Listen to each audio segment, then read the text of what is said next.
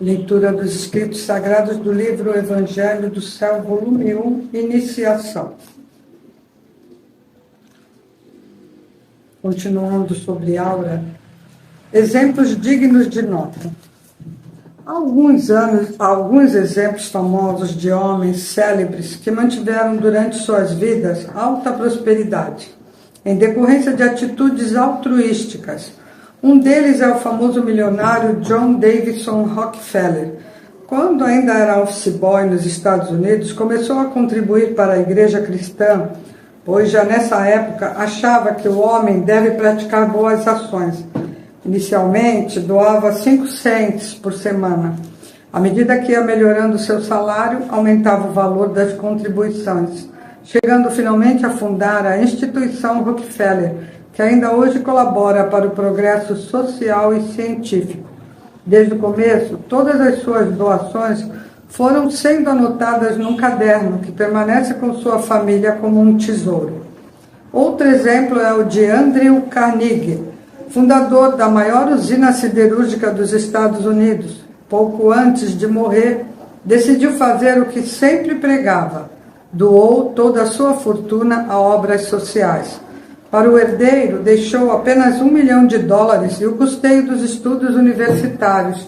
Só no ano de 1903, as suas contribuições para bibliotecas, laboratórios e universidades equivaleram a $10 milhões. O montante das ofertas anônimas, entretanto, foi de 2 a 3 vezes maior. Logo após a Segunda Guerra Mundial, Carnegie destinou enorme soma para a Fundação da Paz Internacional. Uma parte dessa contribuição permitiu que se fizessem extensas pesquisas sobre a relação entre a guerra e a criminalidade. Esses estudos foram depois completados pelo professor Walter Lippmann e publicados em livro cuja leitura colaborou enormemente para a felicidade mundial. Ao serem relatados fatos como os dos exemplos citados, pode-se descobrir onde se encontra a causa da prosperidade humana. Não é, com certeza, fundamentada em atitudes egoístas. A ruína de grandes riquezas não ocorre, portanto, por acaso. Algumas conclusões correlatas. Acidentes e infortúnios podem ocorrer mais facilmente com pessoas que têm aura fina, porque o cérebro não funciona adequadamente devido à presença de muitas nuvens espirituais. Faltando-lhes o correto discernimento e o poder de decisão, não conseguem prever os acontecimentos. Então, sonhando com êxitos instantâneos, apressam-se e põem tudo a perder, além de acumularem inúmeras máculas.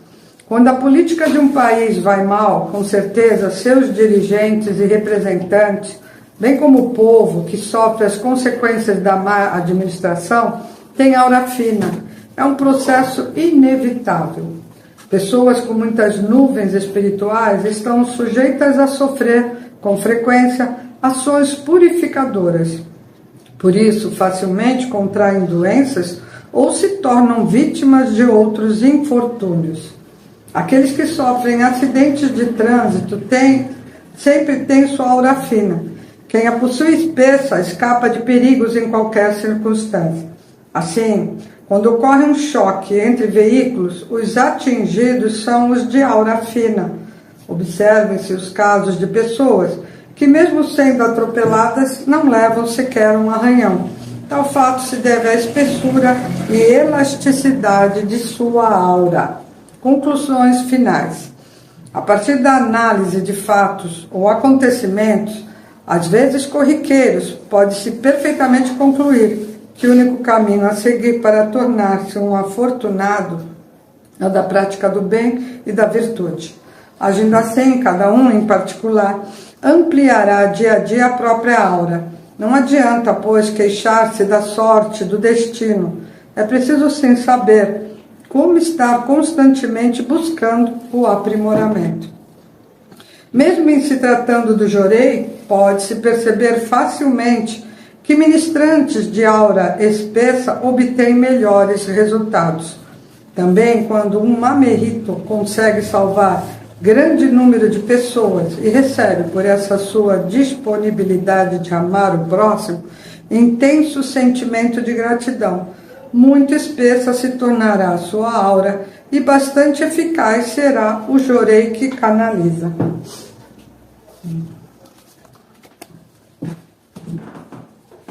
Boa noite, gente. Ai, obrigada. Cheio, né? Ninguém tá com calor? Deu calor? Não? Já descer mais longe, Meixo-sama, não esquentou aqui o suficiente, né? Eu tô com calor, mas não chegou aí. Então eu tenho que vir mais para frente, porque estão muito distantes do altar. Então, é bom quando tem bastante gente, né? Tem energia, calor humano, né? Às vezes eu passo nas academias e está tudo lotado, né? A gente fazendo exercício físico. Aí eu falo, nossa, né? O pessoal para fazer ginástica se coloca, tem disciplina, né? A mesma coisa para quem está buscando elevação espiritual, o caminho da espiritualidade, tem que ter essa disciplina. É como um exercício mesmo, exercitar o espírito, né? Precisa ter disciplina, precisa ter constância, porque não é o corpo que está sendo exercitado, é o espírito. E o espírito fortalecendo, nossa, é uma maravilha. Então a gente está falando de aura. A aura, no meu entendimento, é como se fosse um campo magnético, né? A gente já falou que onde o espírito é luz, só que a gente tem muita mácula. Então onde não tem luz é porque tem mácula. Está escuro, né? Então, por isso a importância de receber jorei, ler ensinamento, para onde esse local está escuro, começar a ficar iluminado.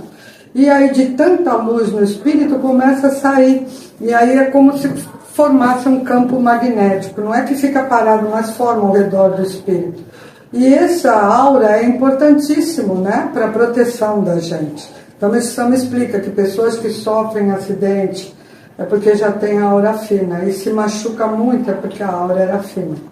Quando tem proteção de Deus, porque a aura está grande, quando ou uma queda de um lugar alto, diz que bate primeiro a aura. Se tiver uma aura grande, a pessoa, quando se machuca muito pouco. Então, e diz que dá para ver, né, em algumas pessoas. Tem gente que consegue ver. Então, a aura de divindades não tem, ela é enorme, né? Não dá para ver onde acaba. Então, é muito, muito importante a gente exercitar isso, né? Para poder aumentar a aura. E eu acho que é nesse exercício de dedicação, né? A gente, Meixo-sama também relata aqui, a importância, não só... Meixo-sama falava assim, quem não tem tempo para doar para Deus, para dedicar, pode fazer em forma de doação monetária, né? Inclusive, Meixo-sama falava que não gostava de falar sobre isso. Eu estava até conversando ontem com a Roni sobre gratidão, né? Ninguém quer o dinheiro de ninguém. Isso tem que ficar bem claro. Ninguém se coloca numa posição de que eu estou ajudando, eu estou dando. Não. Se for para fazer dessa maneira, está totalmente enganado. Na verdade, o dinheiro é de Deus. Tudo aqui pertence a Deus. A gente só está utilizando por essa passagem que a gente está fazendo. Então, uma maneira de retribuir para Deus é quando você recebe o seu salário, o seu dinheiro, você lembrar de toda a graça que você recebe de Deus. E aí, com o coração cheio de graça, falar para Deus, Deus, está aqui uma parte para o Senhor usar na sua obra. Na obra de Deus, né? Não é para gastar coisas, não é para doar no barzinho, não é para essas coisas. É claro que é para fazer uma doação num lugar que é para o bem da humanidade, né? Então eu sempre falo, quem não frequenta uma religião e não gosta, tem todo o direito, não quer participar na obra de Deus, mas tem muita gente precisando, então é uma maneira de fazer a sua doação em alguma entidade, não sei. E eu estava falando com ela sobre isso ontem, as pessoas não têm que ficar preocupadas. você doa o dinheiro para Deus, quando você coloca no envelope, Deus recebeu das suas mãos, se foi com amor, se for com reconhecimento de que está agradecendo tudo que você recebeu por estar vivo, por ter saúde, por sua família ter saúde, porque as coisas não acontecem só com os outros, podem acontecer com a gente, né? Então, não se preocupe se aquele dinheiro o padre vai fazer mau uso, o pastor vai fazer mau uso, o ministro vai fazer mau uso, porque quando você deu para Deus, ele já recebeu, e ele vai devolver para você. Na matemática de Deus, 2 mais 2 não é 4, é 6, é 8. Agora, se a pessoa pensa, eu vou doar, mas aí vão gastar vão ostentar, o pastor vai ficar rico. Quem tem esse pensamento é melhor nem dar. Não se preocupa onde a pessoa vai gastar, porque é problema da pessoa com Deus. É da pessoa com Deus.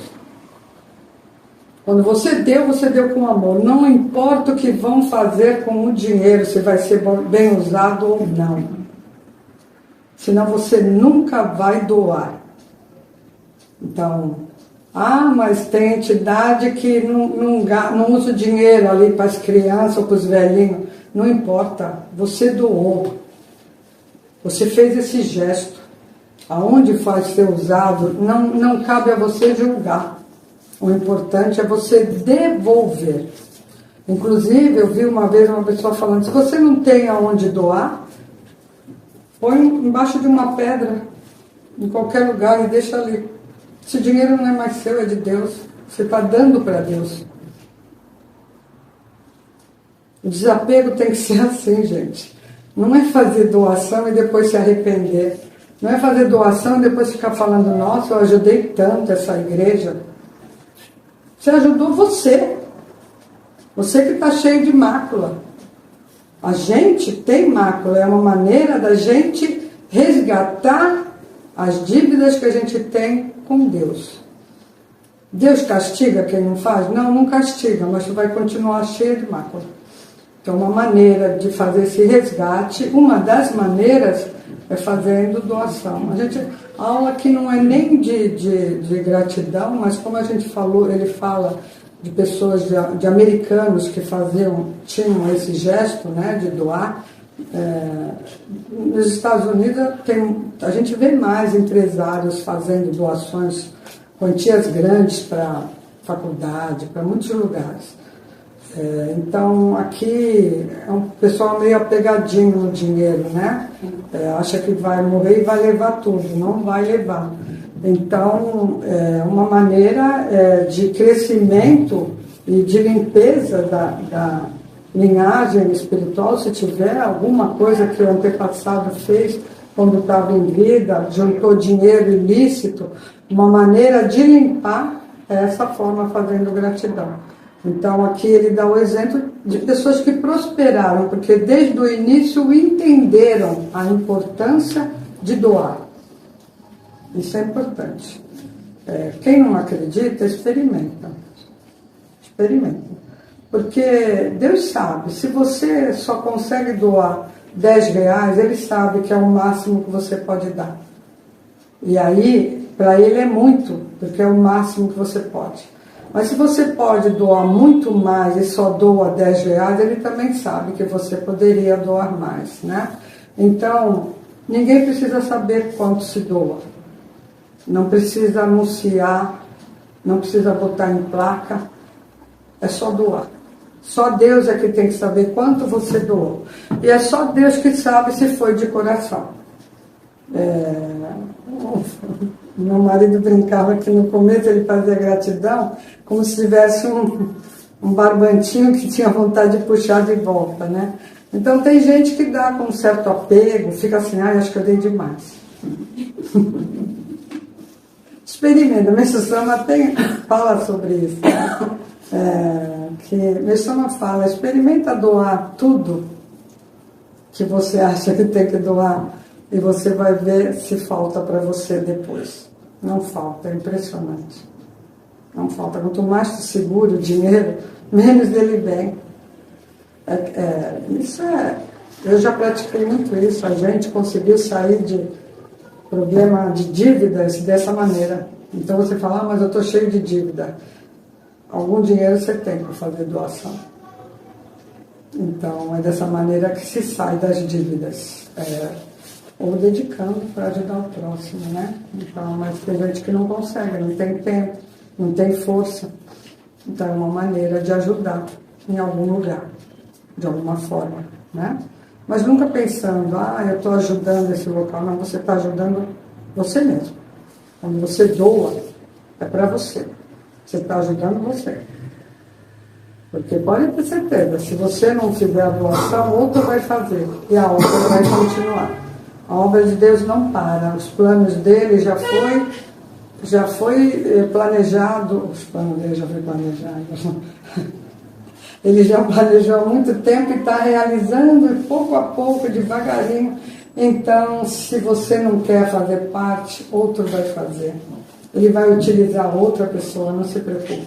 Mas se você conseguir entender isso e praticar, você vai ver que isso é verdade. Isso é verdade. Eu já pratiquei e eu já vi o resultado e é muito grande. Então, Deus nunca vai dar assim, você ficar milionária, mas Ele vai te dar na quantia certa, na hora certa. Principalmente quando é na obra de Deus, às vezes a igreja fala, não tem nenhum dinheiro guardado. Mas quando precisa de alguma coisa, de dinheiro, aparece. Aparece. Assim, não tem explicação, mas aparece. Aí o dinheiro é usado para aquilo. Para compra de alguma coisa ou para reforma, alguma coisa, né? Então, a importância da gente entender bem sobre isso. E aí também ajuda a ampliar a aura, né? Porque diminuindo mácula, a aura é ampliada e a gente consegue ter mais proteção. Tá, gente? Muito obrigada, Dom.